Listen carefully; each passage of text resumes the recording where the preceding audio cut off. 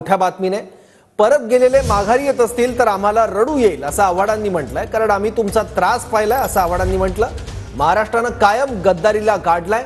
4 वेळा पवारांनी तुम्हाला वेडं बनवलं। आव्हाडांनी दादांना हा टोला लगावलाय। 5 वर्ष तुम्ही पवारांकडे रोज भाजपसोबत जाण्यासाठी बोलायचे असा दावाही आव्हाडांनी केलाय।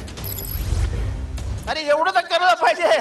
4 वेळा येडं बोलवल्यानंतर पण तुम्ही साहेबांवर विश्वास ठेवता की साहेब कम्युनल पार्टीज बरोबर जातील, जातीयवादी पक्षांबरोबर जातील।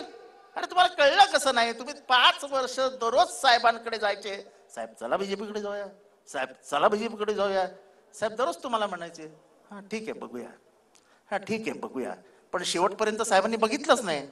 जी माणसं सोडून गेली ते जर परतीच्या वाटेवर असतील तर साहेब आम्हाला रडू येईल, कारण काय दुःख आम्ही बघितलंय।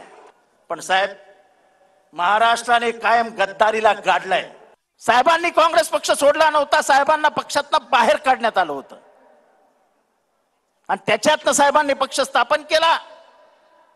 1999 साली या पक्षाला सत्तेत आणलं।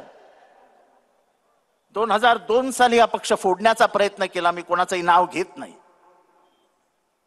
पण ही बातमी साहेबांना त्यांच्या गुप्तहेरांमार्फत लागली आणि त्या फोडाफोडीच्या राजकारणात माझ्यासारखा एक तरुण साहेबांमुळे आमदार झाला।